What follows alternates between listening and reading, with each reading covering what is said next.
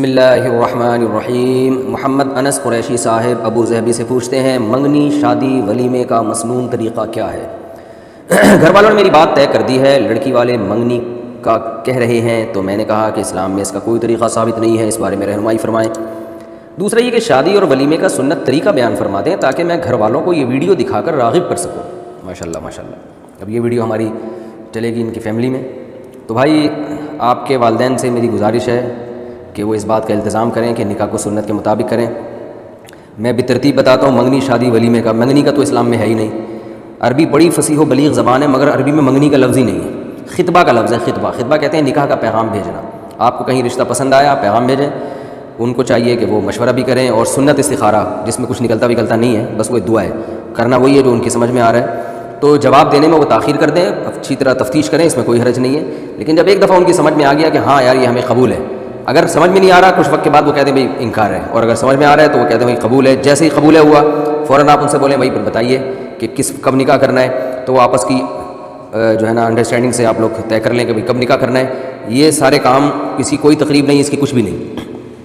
وہ جب ایک ڈیٹ دے دیں کہ بھائی فلاں تاریخ کو ہم نکاح کے لیے ایگری ہیں، تو پھر آپ ان سے پوچھیں گے کہ بھائی نکاح کے ساتھ فوراً رخصتی بھی ہوگی، اور رخصتی میں آپ کسی شرعی عذر سے یا کوئی معقول عذر سے تاخیر چاہتے ہیں، وہ بتا دیں بھائی کہ ہم تاخیر چاہتے ہیں تو تاخیر کر لیں، اور اگر تاخیر نہیں چاہتے تو اسی دن نکاح کے ساتھ رخصتی ہو جائے۔ تو پھر نکاح کی تقریب کیسے ہوگی کہ کہیں پہلے سے کوئی بڑا مجمع لگا ہوا ہو، جیسے جمعے کی نماز میں مجمع ہوتا ہے پہلے سے ہوتا ہے، یا عصر کی نماز میں بھی لوگ ہوتے ہیں، تو مسجد میں آپ جائیے، امام صاحب کو بتائیے کہ بھائی مسئلہ یہ ہے کہ فلاں جگہ میں نکاح کرنا چاہتا ہوں، تو فارم وغیرہ دے دیں آپ، ہم فل کر کے آپ کو دے دیں گے، آپ فلاں تاریخ کو آپ نے نکاح پڑھانا ہے۔ امام صاحب لوگوں میں اعلان کر دیں گے جب بھی فلاں تاریخ آئے گی بھائی آج ایک نکاح ہے، آپ تمام حضرات تھوڑا سا نماز کے بعد تشریف رکھیں، یا جمعے میں کہہ دیں گے بھائی جمعے کی نماز کے بعد نکاح ہے، آپ تمام حضرات تشریف رکھیں، اس کی برکت سے اللہ نے چاہا تو جو کنوارے ہیں ان کا بھی ہو جائے گا، دوسروں کے نکاحوں میں شرکت کریں آپ لوگ۔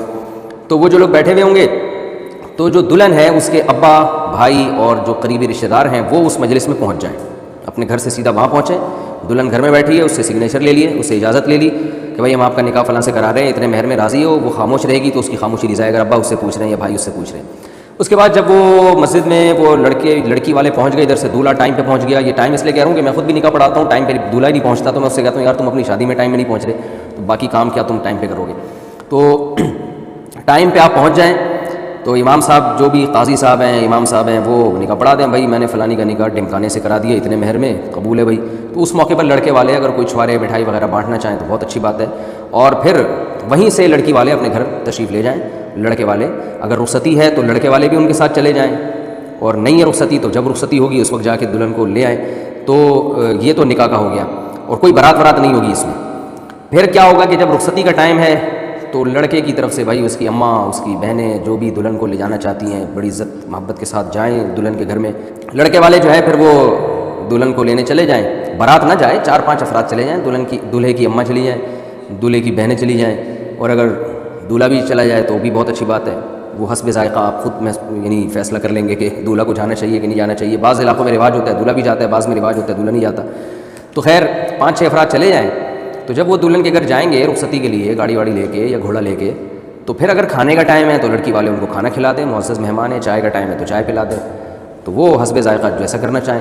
اس کے بعد جناب وہ دلہن کو بٹھا کے لے آئے دولہا کے گھر میں۔ اگلے دن دولہا صاحب اگلے دن یا 3 دن کے اندر دولہا صاحب ولیمہ کریں، اور اس میں اپنی استطاعت کے بقدر لوگوں کو بلائیں اس میں کہ بھئی آ جاؤ، بھئی سیپریٹ انتظام ہونا چاہیے، خواتین کا الگ مردوں کا الگ، اس میں جناب آپ کھانا وانا کھلائیں اور سب پتلی گلی سے کھانا کھا کے واپس نکل جائیں۔ تو یہ سنت طریقہ ہے۔ تو اس کے علاوہ جو کچھ ہو رہا ہے یہ غلط رسومات ہیں، ہندوؤں سے لی گئی چیزیں ہیں جس کی وجہ سے معاشرے کا بیڑا غرق ہو رہا ہے۔ تو اللہ کا واسطہ ان رسومات کا بائیکاٹ کرنے کی کوشش کریں آپ۔